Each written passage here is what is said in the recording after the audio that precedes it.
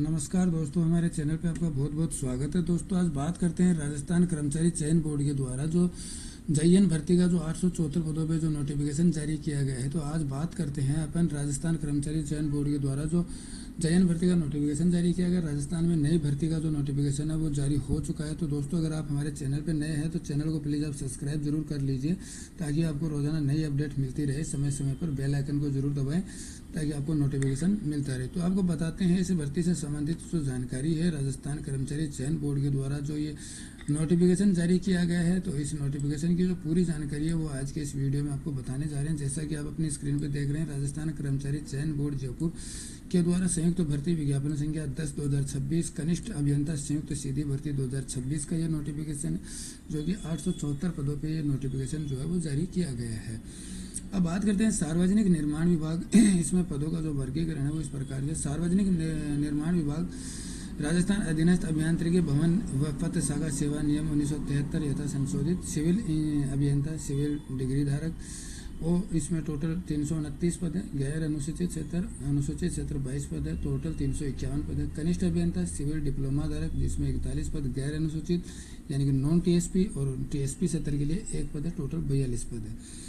जल संसाधन विभाग यानी कि राजस्थान अधीनस्थ अभियांत्रिकी सेवा सिंचाई शाखा नियम 1967 यथा संशोधित कनिष्ठ अभियंता सिविल डिग्री धारक टीएसपी नॉन टीएसपी के लिए 72 पद है और टीएसपी के लिए 0 पद है। और कनिष्ठ अभियंता सिविल डिप्लोमा धारक के लिए नॉन टीएसपी के लिए 144 और टीएसपी के लिए 35 पद है। टोटल 179 पद है इस प्रकार से। और जन स्वास्थ्य अभियांत्रिकी यानी कि राजस्थान अभियांत्रिकी अधीनस्थ सेवा जन स्वास्थ्य शाखा नियम 1967 यथा संशोधित कनिष्ठ अभियंता सिविल डिग्री धारक नॉन टीएसपी 44 पद, टीएसपी 3 पद, टोटल 47।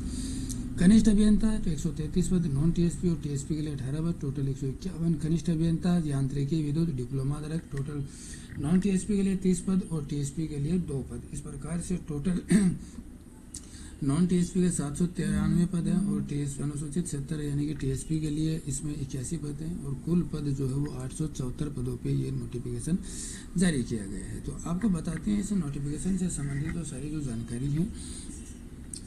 अब इसमें जो मुख्य जो चीज़ें हैं वो विशेष नोट में इसमें जो दर्शाई गई है वो आपको बताते हैं। यदि कोई अभ्यर्थी कनिष्ठ अभियंता के अलग अलग संवर्ग के लिए आवेदन करना चाहता है तो उसे प्रत्येक संवर्ग के लिए अलग अलग आवेदन प्रस्तुत करना होगा। अगर आप अलग अलग आवेदन करना चाहते हैं तो आप इसमें आवेदन अलग अलग कर सकते हैं और आपको अलग अलग आवेदन करना होगा। इसमें एक फॉर्म में आप सभी जो ट्रेड है वो आप नहीं भर पाएंगे, इस बात का विशेष रूप से ध्यान रखें। दूसरी बात है, अभ्यर्थी द्वारा उक्त पदों पर चयन के बाद जिस विभाग में या सार्वजनिक निर्माण जल संसाधन जन स्वास्थ्य अभियांत्रिकी पदस्थापन चाहता है उसे संबंधित विभाग की वरीयता प्राथमिकता पदों के लिए आवेदन करते समय ही निर्धारित कॉलम में भरना आवश्यक है। बोर्ड द्वारा चयनित अभ्यर्थियों को विभागों का आवंटन श्रेणीवार मेरिट व अभ्यर्थियों द्वारा भरी गई प्राथमिकता के क्रम कम प्रायोरिटी के आधार पर दिया जाएगा। अतः अभ्यर्थी अपने आवेदन ऑनलाइन आवेदन में ध्यानपूर्वक विभागों की प्राथमिकता क्रम भरे। इसके बाद प्राथमिकता क्रम में संशोधन स्वीकार नहीं किया जाएगा।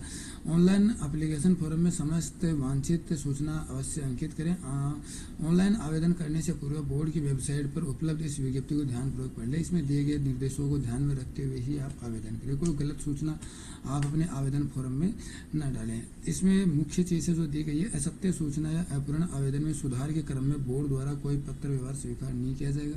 तो अब इस बात का विशेष ध्यान रखें कि आप किसी प्रकार की कोई त्रुटि आप ना रखें। ऑनलाइन आवेदन की जो प्रक्रिया है वो आवेदन की प्रक्रिया ऑनलाइन आवेदन फॉर्म जिन्हें राज्य के अधिकृत निर्धारित ई मित्रा कियोस्क यानी कि आप अपनी एसएसओ आईडी के माध्यम से अपने वन टाइम रजिस्ट्रेशन के माध्यम के द्वारा ही आप अपना जो आवेदन है वो आवेदन आप कर पाएंगे। इसमें आपको सबसे पहले आपको एसएसओ आईडी पे अपना one time registration recruitment portal पे जाने के बाद में आपको वन टाइम रजिस्ट्रेशन यानी कि अपना ओटीआर करना होगा। ओटीआर करने के पश्चात आप अपनी जो समस्त जो योग्यता की जो जहाँ डिटेल्स हैं वो आपको अपलोड करनी होगी, वो इसमें डालनी होगी। उसके बाद आप अपना जो आवेदन है वो आवेदन आप कर पाएंगे। किसी भी प्रकार की सूचना या मदद के लिए आप निम्न नंबरों पर आप संपर्क कर सकते हैं या फिर ईमेल आईडी का भी आप उपयोग कर सकते हैं।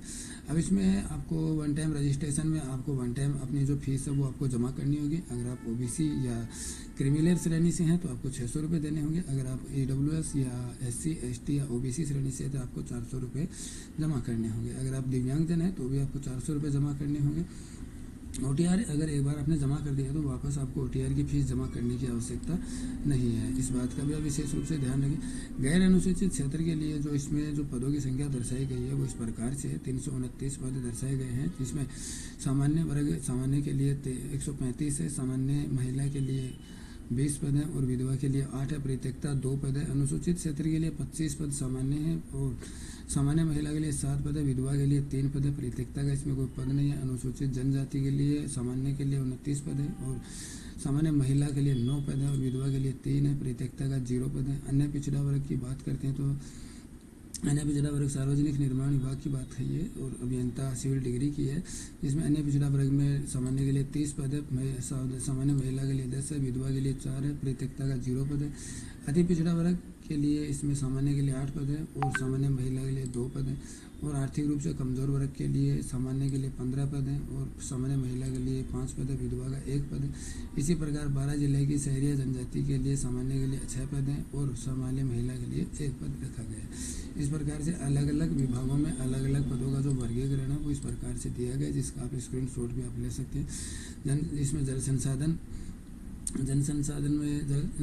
विभाग में कनिष्ठ अभियंता सिविल डिग्री और जन स्वास्थ्य अभियांत्रिकी विभाग कनिष्ठ अभियंता सिविल डिग्री और कनिष्ठ अभियंता सिविल डिप्लोमा, कनिष्ठ अभियंता यांत्रिक विद्युत डिप्लोमा की जो अलग से जो वर्गीकरण किया गया है, जिसका आप स्क्रीनशॉट ले सकते हैं। 37 आरक्षण हॉरिजॉन्टल रिजर्वेशन की अपन बात करते हैं तो कनिष्ठ अभियंता सिविल डिग्री, इसमें दिव्यांग जनों के लिए अलग से इसमें जो टेबल है वो अलग से इसमें जारी की गई है, जिसमें हम देख सकते हैं नियमित और बैकलॉग के अलग अलग इसमें पद हैं। कनिष्ठ अभियंता सिविल डिप्लोमा, कनिष्ठ अभियंता सिविल डिग्री और कनिष्ठ अभियंता सिविल डिग्री, कनिष्ठ अभियंता सिविल डिप्लोमा के लिए इस प्रकार से इसमें अलग अलग इसमें दर्शाया गया है। कनिष्ठ अभियंता यांत्रिक विद्युत डिप्लोमा अलग अलग इसमें दर्शाया। अनुसूचित क्षेत्र की जो टेबल है वो इस प्रकार से इसमें दी गई है, जिसमें अलग अलग विभागों सार्वजनिक निर्माण विभाग, जल संसाधन विभाग, जन स्वास्थ्य अभियांत्रिकी 37 आरक्षण हॉरिजॉन्टल अनुसूचित क्षेत्र के लिए इस प्रकार से दर्शाया गया है, जैसा कि आप अपनी स्क्रीन पर इस वक्त देख पा रहे हैं।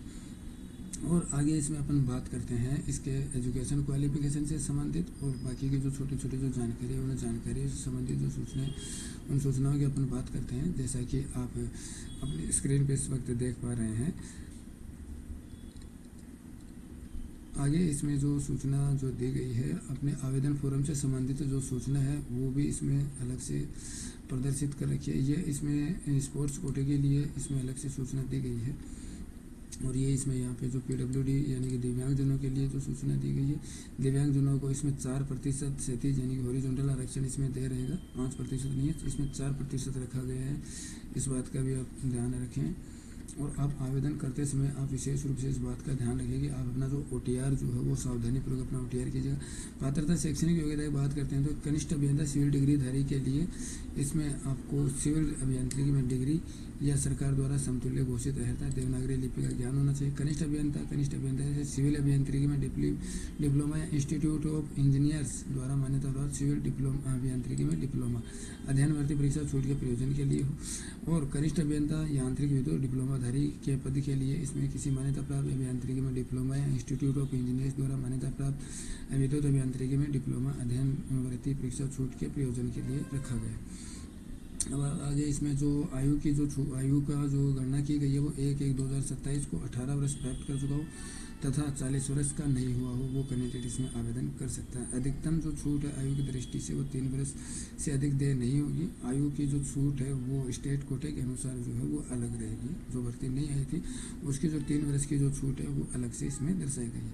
आवेदन जो फॉर्म है वो कल से यानी कि 16 अगस्त से शुरू होने जा रहे हैं, जो कि 14 सितंबर तक आप अपना आवेदन जो 14 सितंबर रात्रि 12 बजे तक आप अपना जो आवेदन है वो आवेदन आप कर पाएंगे। परीक्षा की अपन बात करते हैं तो परीक्षा इसमें फरवरी 2027 में CBT मोड पे होने जा रही है, तो इस बात का भी आप विशेष रूप से ध्यान रखें। अब आगे इसमें जो सिलेबस से संबंधित जो जानकारियाँ हैं वो आपको बताते हैं। और आवेदन फॉर्म से संबंधित तो इसमें जो मुख्य जो चीज़ें हैं जैसे कि OTR में लाइव फ़ोटो किया जाना आवश्यक है, और लाइव फ़ोटो आपकी जो साफ़ सुथरी आनी जरूरी है। आप अपने फ़ोटो सिग्नेचर अपना जो थंब है वो साफ़ सुथरा आप स्कैन करने के पश्चात ही आप अपलोड करें, उसमें आप किसी प्रकार की कोताही ना बरतें। और आवेदन करने से पहले आप दोस्तों आप एक बार अपने नोटिफिकेशन का अध्ययन भी आवश्यक रूप से करें। अगर संशोधन की बात करते हैं तो दोस्तों विशेष रूप से इस बात का ध्यान रखें, संशोधन में अभ्यर्थी अपना नाम, पिता का नाम, जन्म तिथि या आप चेंज नहीं कर पाएंगे। स्वयं का फोटोग्राफ हस्तलिपि नमूना, अंगूठा निशान या हस्ताक्षर, ये चीज़ें आप परिवर्तन नहीं कर पाएंगे। इस बात का विशेष रूप से ध्यान रखें, क्योंकि ये चीज़ें चेंजेबल नहीं रहेंगी। तो आप अपना जो OTR है वो सावधानीपूर्वक अपना OTR कीजिएगा। और आगे जो नेक्स्ट वीडियो है वो नेक्स्ट वीडियो में आपको इससे संबंधित जैन भर्ती का जो सिलेबस है उस सिलेबस से संबंधित अपन बात करेंगे। तो आज के लिए बस इतना ही। जय हिंद, जय भारत।